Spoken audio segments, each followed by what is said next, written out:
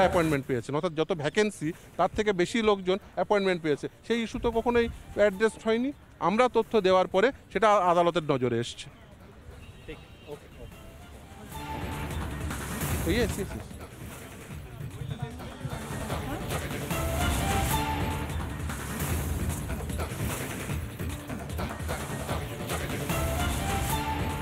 আইনজীবী ফিরদৌস তামিমের বক্তব্য আপনাদের শোনাচ্ছিলাম। প্যানেল বহির্ভূত চাকরি, নিয়ম বহির্ভূত অযোগ্যদের চাকরি, পুরোপুরি জালিয়াতি, বেআইনি জেনেও কেন অতিরিক্ত পদ?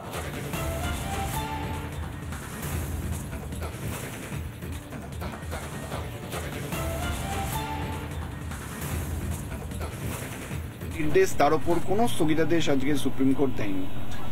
প্রধান বিচারপতির যে রিমার্কসগুলো বা যে মন্তব্যগুলো সেটা আপনারা কিভাবে নিচ্ছেন? কোথাও দেখুন, যথেষ্ট ইতিবাচক মন্তব্য, কারণ আজকে মহামান্য সুপ্রিম কোর্ট এটা মনে করছে যে স্ক্যাম হয়েছে রিক্রুটমেন্টে এবং যারা পরীক্ষায় বসেনি তারা চাকরি পেয়েছে, ওএমআর শিটে যারা শূন্য পেয়েছে তারা চাকরি পেয়েছে এবং ওএমআর শিট ডিস্ট্রয় করে দেওয়া হয়েছে এবং নাইসা আরেক যে যার দায়িত্ব ছিল ওএমআর ইভ্যালুয়েট করা তিনি আরেকজনকে বলেছে ডেটা স্ক্যানটেককে, কিন্তু ডেটা স্ক্যানটেকের কোনো অথরিটি ছিল না। এই মন্তব্য আজকে প্রধান বিচারপতি করেছে।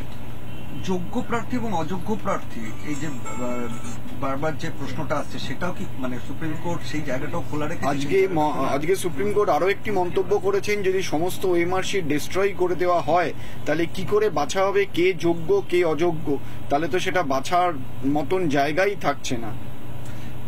আর সিবিআই তদন্তের যে জায়গাটা সেটা আপাতভাবে যে স্থগিতাদেশ হলো, সিবিআই দুটো তদন্ত ডিরেকশন দিয়েছিল। এক, যারা বেআইনিভাবে চাকরি পেয়েছিল তাদেরকে তদন্ত করতে হবে এবং যারা সুপার নিউমারিক পোস্ট ক্রিয়েট করেছিল এবং ক্যাবিনেটে যে ডিসিশন নেওয়া হয়েছিল তার উপর, শুধুমাত্র ক্যাবিনেটের যে ডিসিশন নেওয়া হয়েছিল সেই পোর্শনের যে সিবিআই ইনভেস্টিগেশন সেটা আপাতত সোমবার অবধি স্টে দেওয়া হয়েছে, কিন্তু বাকি যে পোর্শন তাতে কোনো স্থগিতাদেশ দেওয়া হয়নি।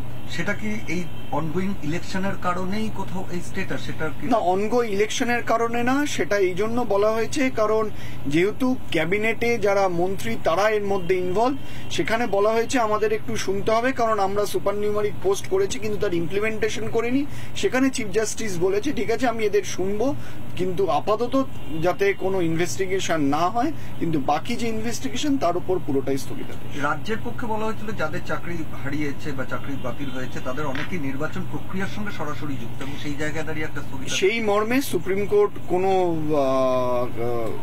হস্তক্ষেপ করেনি, বলেছে যারা বেআইনি তারা বেআইনি, ইলেকশন ডিউটি এই জন্য তাদের কোনো চাকরিতে থাকার কোনো রাইট নেই। আমি বলতে পারছি না, আজকে আমি জানি না, আমাকে বলতে বলেছেন বলে দিচ্ছি, আমার কিছু জানা নেই। আমরা শোনালাম আইনজীবীর বক্তব্য। আর একদমই বলা যেতে পারে যে আজকে বোধহয় যে প্রশ্নগুলো প্রত্যেকটি মানুষ তুলেছিল ঠিক সেই প্রশ্নের মুখেই পড়তে হলো আজ রাজ্যকেও, যে যেখানে পুরোপুরি নিয়োগ প্রক্রিয়াটাই নিয়ম বহির্ভূত, সেখানে কি করে আরো অতিরিক্ত শূন্যপদ তৈরি করা হলো, সেখানে কিভাবে নিয়োগ হলো, সেই প্রশ্নটাই কিন্তু করেছেন সুপ্রিম কোর্টের প্রধান বিচারপতি। প্যানেল বহির্ভূত চাকরি, নিয়ম বহির্ভূত অযোগ্যদের চাকরি, পুরোপুরি জালিয়াতি, বেআইনি জেনেও কেন অতিরিক্ত শূন্যপদ? উত্তরপত্র পুরোপুরি নষ্ট করা হয়েছে, উত্তরপত্রের প্রতিলিপি নেই, মন্তব্য সুপ্রিম কোর্টের প্রধান বিচারপতির।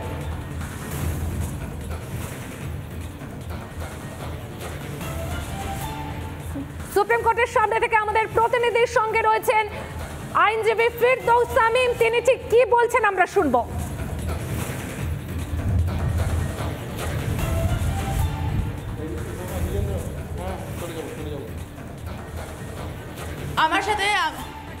আমার সাথে এখন আছেন ফিরদৌস তামিম, আর ওনার থেকে জেনে নেব যে আজকে যে শুনানিটা হলো সেটা সোমবার দিন বলেছে যে আবার শুনানি হবে, তো ওএমআর শিট প্রথমত বাতিল করা হয়েছে, তো এটার ওপরে যদি একটু কিছু ব্রিফ দেন। দেখুন, ওএমআর শিট সেটা প্রিজার্ভ করে রাখেনি এসএসসি।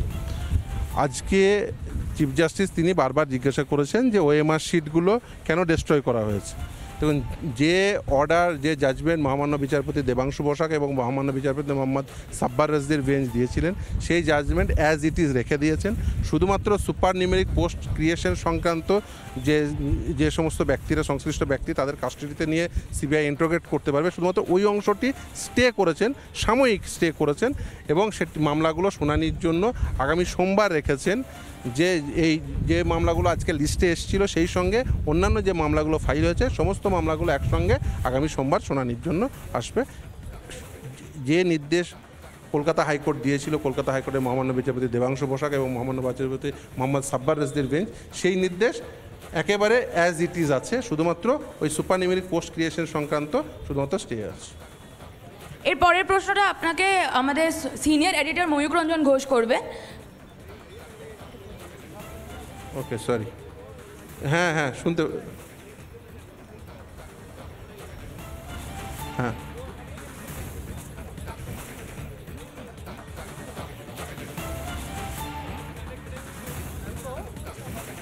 হ্যালো।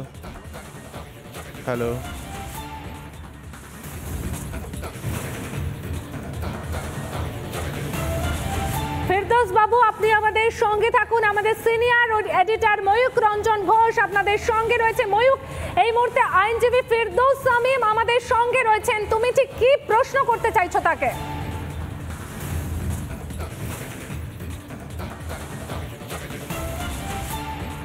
বড় রাজনীতিবিদরা বলেছিলেন যে 10 মিনিটও এই মামলাটি টিকবে না সুপ্রিম কোর্টে, 2 সেকেন্ডের মধ্যে স্টে অর্ডার নিয়ে আসবো।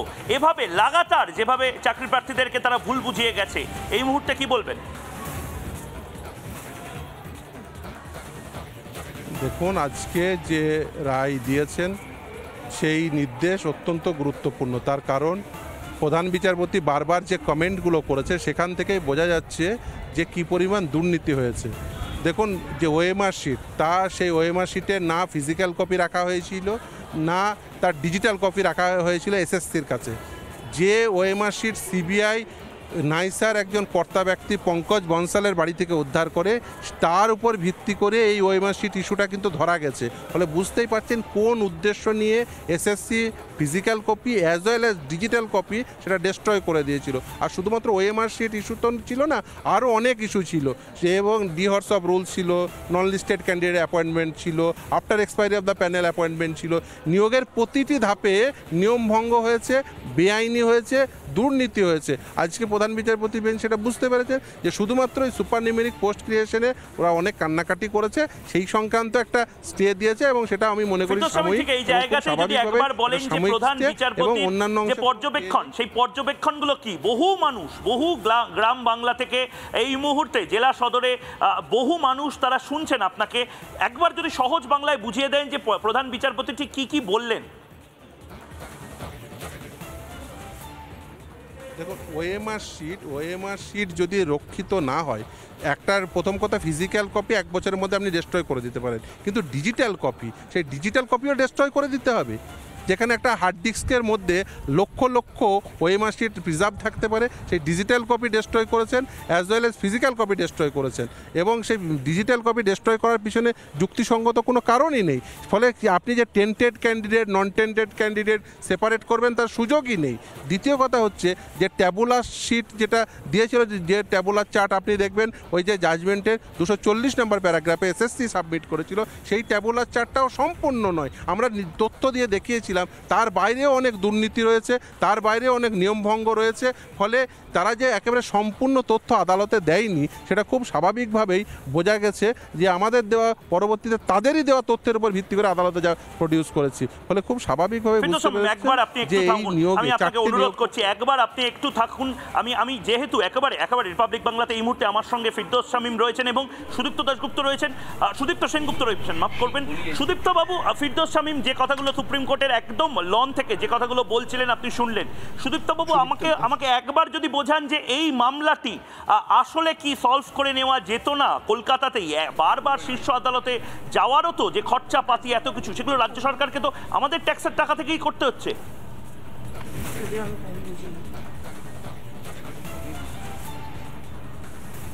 দেখুন, এইটা পরিষ্কার রাজ্য সরকার বা এসএসসির কোনো সদিচ্ছা নেই যে যারা যোগ্য তাদের চাকরি বাঁচানো। তাদের ইচ্ছাই ছিল যারা অযোগ্য তাদের চাকরি বাঁচানো এবং যোগ্যদের ঘাড়ে বন্দুক রেখে আজকে এই অযোগ্যদের চাকরি বাঁচানো।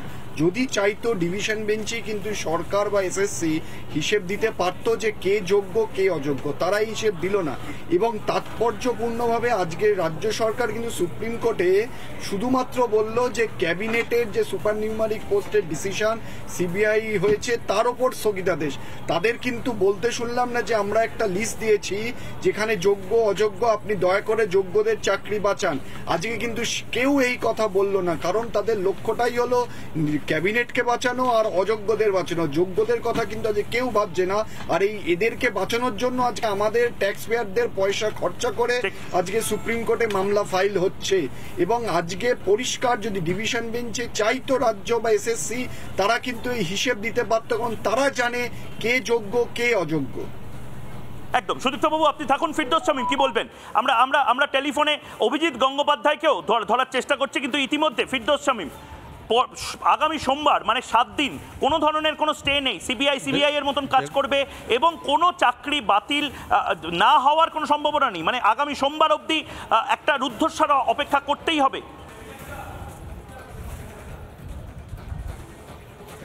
একদমই। এবং দেখুন এই পরিস্থিতি তৈরি হয়েছে মূলত 3টে সংস্থা, অর্থাৎ এসএসসি যে রেকমেন্ডেটরি অথরিটি, বোর্ড যে অ্যাপয়েন্টিং অথরিটি এবং আলটিমেট যারা অ্যাপ্রুভাল দেয় অর্থাৎ স্টেট, এই 3টে অথরিটির তাদের দুর্নীতিপরায়ণতা, তাদের আইন ভঙ্গ করার মানসিকতা দেখে। এবং এই যদি নিয়োগ প্রক্রিয়াটি দেখেন তাহলে দেখবেন প্রতিটি স্টেপে নিয়ম ভঙ্গ হয়েছে। একেবারে রেশিও, ইন্টারভিউ লিস্টে রেশিও মেনটেন না করা, তারপরে ক্যাটাগরাইজেশন মেনটেন না করা, রিজার্ভেশন পলিসি সেটা সঠিকভাবে ইমপ্লিমেন্ট না করা, এবং নন লিস্টেড ক্যান্ডিডেটদের অ্যাপয়েন্টমেন্ট দেওয়া, র্যাঙ্ক জাম্প করে অ্যাপয়েন্টমেন্ট দেওয়া, একেবারে রুল ভায়োলেট করা, ওএমআর শিটের ম্যানুপুলেশন করা, ইচ অ্যান্ড এভরি স্টেজে ম্যানুপুলেশন এবং করাপশন করেছে একটাই কারণে, যে যখন পয়সা দিয়েছে সেই স্টেপে তাকে অ্যাপয়েন্টমেন্ট দিয়েছেন। ফলে এই প্রতিটি স্টেপেই দেখেছেন যে করাপশন আছে, নিয়মভঙ্গ রয়েছে।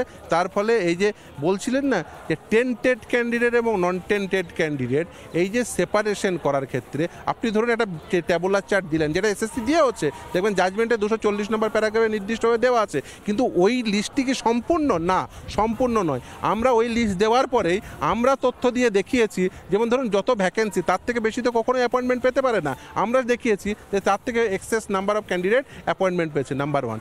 নাম্বার 2, যে যদি ধরুন ওএমআর শিটে ম্যানুপুলেশন হয় তাহলে কি হবে? রেশিও ভায়োলেট হয়ে যাবে। রেশিও ভায়োলেট হলে কি হবে? রিজার্ভেশন পলিসি মেনটেন হবে না। রিজার্ভেশন পলিসি মেনটেন না হলে কি হবে? ক্যাটাগরাইজেশন মেনটেন হবে না। ফলে এই যে নিয়োগের যে প্রক্রিয়া সেটা টোটালটাই একেবারে বিঘ্নিত হয়ে যাবে।